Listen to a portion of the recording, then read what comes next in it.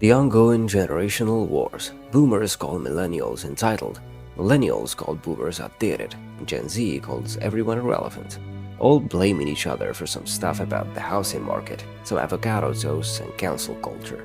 I guess who wouldn't want to believe that all the chaos in their life is caused by a group of strangers who just happen to listen to worse music.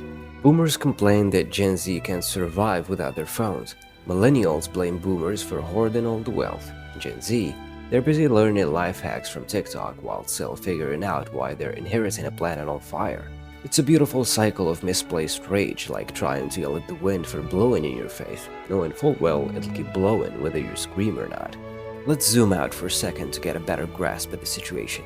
You're in a restaurant and you witness a boomer explaining to their equally perplexed friend how kids these days can't commit to a job for more than a year, which is very wrong.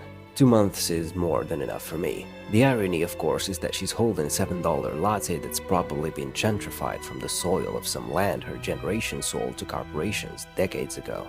You sip your cold brew trying to focus on your freelance gig, the one that doesn't pay nearly enough to cover rent, and wonder if her job advice could somehow be folded into your 45th side hustle. Meanwhile, in the corner, Gen Z is meticulously designing a minimalist resume on their phone, wearing an expression that says, "Sure, the world is collapsing, but I'll look aesthetic while it does." You smile knowingly. We're all just participants in this absurd play, auditioning for a role we're not sure exists. Just kill me now, and don't even get me started on family gatherings, where your boomer uncle is lecturing you on how he bought his first house at 25, back when jobs were secure and the economy was in a black hole of despair. You smile politely, contemplating how you can barely afford rent, let alone think about retirement. Your millennial cousin, poor guy all burnt out from the 9-to-5 grind that never leads to anything, scrolls through Instagram wondering why no one told him adulthood was basically this.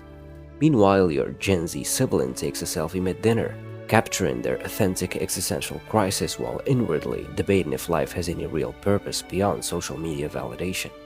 Seriously, all this generational stuff, like life isn't absurd enough, we're all standing on the same sinking ship, pointing fingers at each other while pretending we aren't going down together.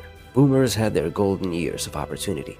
Millennials were sold a lie about the American dream, and Gen Z are the ones left holding the bag and wondering if they even want the bag. But hey, when the abyss is staring back at you, it's easier to just argue over who gets to blame whom for this absurd mess we're all in, right? Why do we fight so hard to separate ourselves by generation? It's the brain's way of creating order in a chaotic world. Our minds love categorizing, creating us versus them narratives to make sense of existence. Blaming boomers for ruining everything, or criticizing Gen Z for never looking up from their phones, gives us a false sense of control over the chaos. It's all just mental shortcuts our brains take so we can avoid the cold hard truth. No one knows what's going on. We're all just as lost as each other. Different decades, same existential crisis. What else can signify the endless conflict between generations but the inevitable result of long-suffering souls, weary from the burdens of their time, seeking solace in the judgments of others? Each generation, having endured the weight of their trials, turns inward with bitterness but outward with blame. Yet beneath this discord there pulses a strange affection, a fondness even for the struggles that define them. For it is in these very battles that they come to know themselves. What is this blame if not failure, attempt to tether oneself to something concrete, to forge a narrative in the chaos of existence?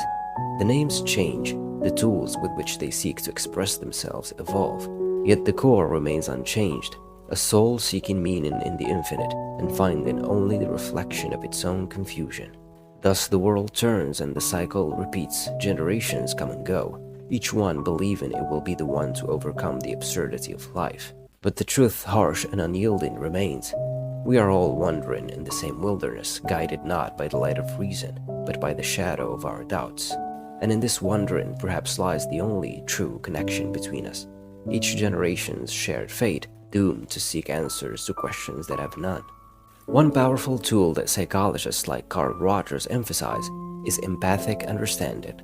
Generational conflicts often arise because we view each other through the lens of our own experiences, not realizing how drastically different societal and economic conditions have shaped each generation.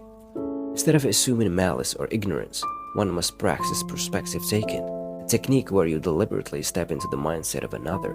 By encouraging this mental shift, we begin to dismantle harmful stereotypes. take the boomers' perspective for a moment.